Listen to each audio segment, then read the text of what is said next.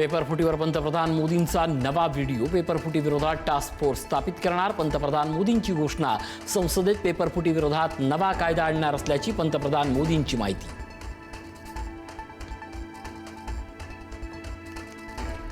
भाजप विरोधात भारताचा संघर्ष सुरू. ज्यात देशभक्तांचा विजय. उद्धव ठाकरेंची टीका तर जनजीनं सरकारच्या झिंज्या उपटल्या. राज ठाकरेंचा घणाघात.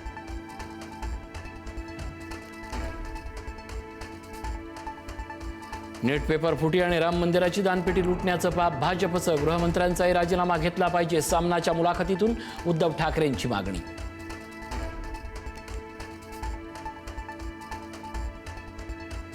आमच्या पक्षाचं शिवसेना नाव बदलण्याचा हक्क कुणालाही नाही. आमची आहे ती शिवसेना. शिंदेंच्या पक्षाला शहासेना नाव द्या. तोफ, अणुबॉम्ब, राफेल अशी चिन्ह द्या. उद्धव ठाकरेंचा शिंदेंवर जोरदार घणाघात.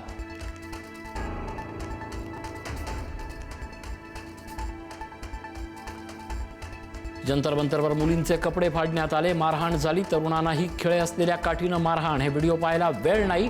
सुप्रीम कोर्ट सांगतं. सुप्रीम कोर्ट म्हणजे धृतराष्ट्र झालंय का? उद्धव ठाकरेंचा सवाल.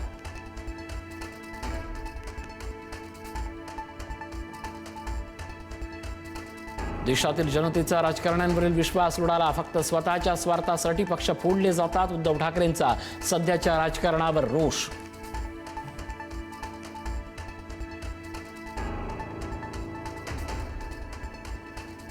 अमित शहाना मोदींना बदनाम करून पदावरून हटवून पंतप्रधान व्हायचंय. संजय राऊतांचा खळबळजनक दावा.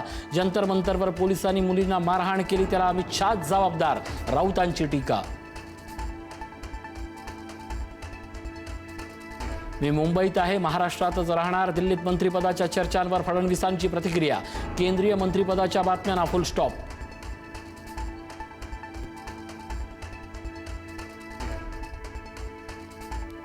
अराजकीय आंदोलनाला राजकीय वळण देण्याचा प्रयत्न केला. मोदींच्या निवासस्थानाबाहेर आंदोलन करणं चुकीचं. काँग्रेसच्या आंदोलनावरून एकनाथ शिंदेंचं वक्तव्य. विरोधी पक्षनेत्यांना अशा प्रकारचं कृत्य करणं निंदनीय.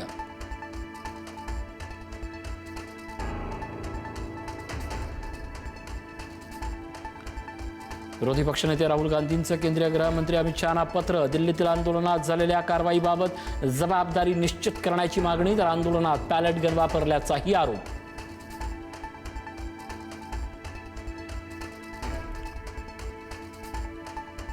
जंतर मंतरवर प्रत्येकानं इगो बाजूला सोडून आंदोलन केलं. सत्ताधाऱ्यांचा माज जेनझीनं उतरवला. विद्यार्थ्यांवर क्रूर लाठीचार्ज केल्यानं आंदोलन पेटलं. रोहित पवारांचा विद्यार्थ्यांशी संवाद.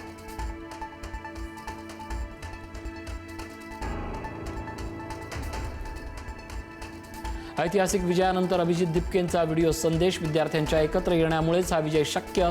तरुणांची शक्ती भविष्यातही अशीच ठामपणे उभी राहील. दिपकेंची प्रतिक्रिया.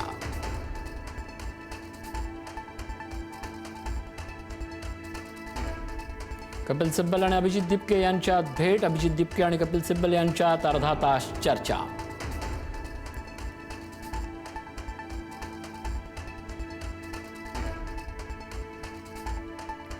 एमपीएससीच्या औषध निरीक्षक भरतीवर पेपरफुटीचा संशय. 22 मार्चला झालेल्या परीक्षेतील प्रश्न 20 मार्चलाच व्हॉट्सअपवर व्हायरल झाल्याचा दावा. तर महाराष्ट्र लोकसेवा आयोगानं पेपरफुटीचे आरोप फेटाळले.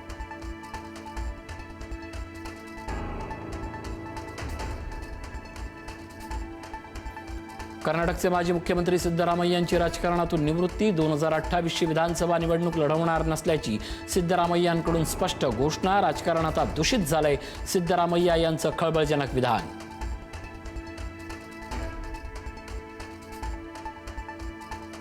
डोळखाममध्ये ढगफुटी सदृश्य मुसळधार पाऊस. चोंडे धबधब्यावर पर्यटक पुराच्या पाण्यात अडकले. एका पर्यटकांचा मृत्यू. 3 ते 4 जण बेपत्ता. युद्धपातळीवर शोध आणि बचाव कार्य सुरू.